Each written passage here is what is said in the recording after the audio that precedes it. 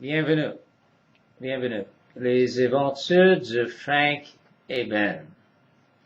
Quatrième série. Frank and Ben go to a pool party at Genevieve's place. Onzième histoire.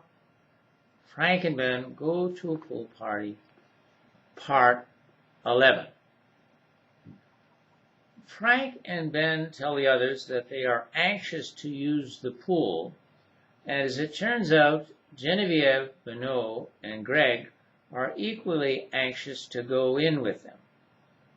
They want to show them an exciting new game called strip tag that, as they explain to the boys with no little amusement, involves everyone going into the pool fully dressed and then taking off an article of clothing when tagged.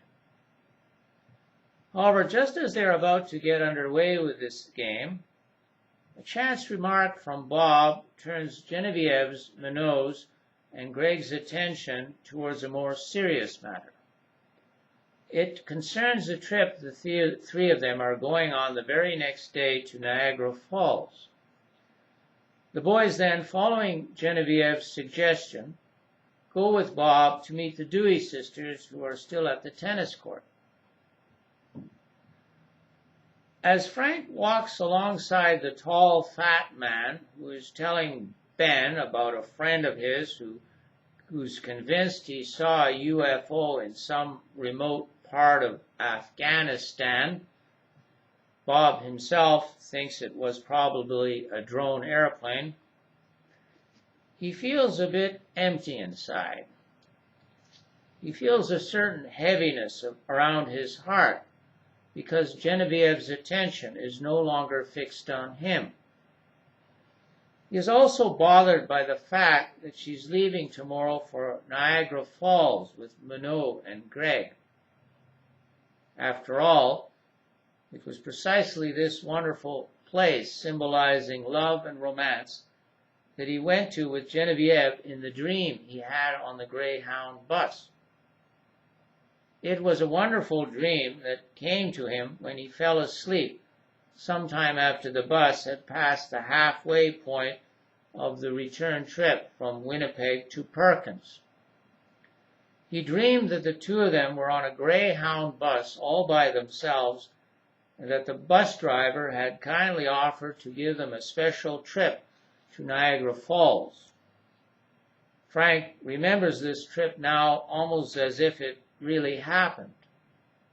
He remembers them playing about like two little children on the empty bus, and then finally falling in love.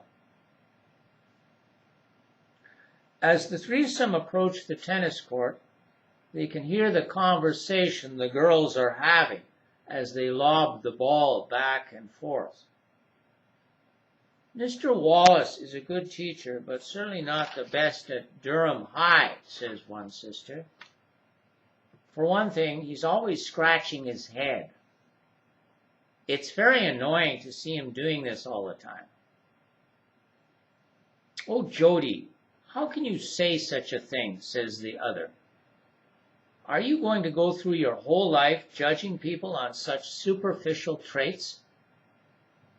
Jody is about to respond to this by reminding her sister that she was complaining only yesterday about Mr. Almaty's blowing his nose loudly in class when she notices Big Bob arriving at the tennis court with the two boys.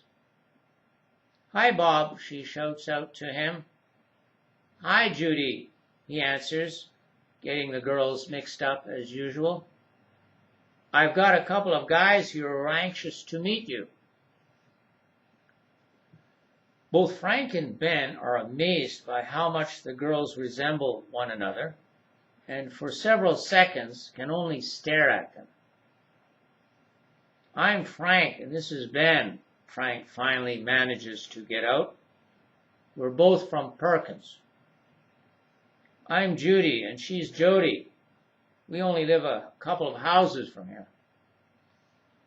After an awkward silence in which the four teenagers do nothing more than smile at one another, Big Bob says to the boys, "I'm going to let you in on a little secret. These two girls take a perverse pleasure in not letting anyone, including their parents, be able to tell them apart. In fact, there's a standing offer to anyone who wishes to marry one or the other and is willing to take up the challenge of doing this. But before you're tempted to, let me warn you that according to the rules of the game, a suitor who fails to tell these girls apart not only doesn't get one or the other of them in marriage and win an immense dowry, but is obliged to forfeit his life.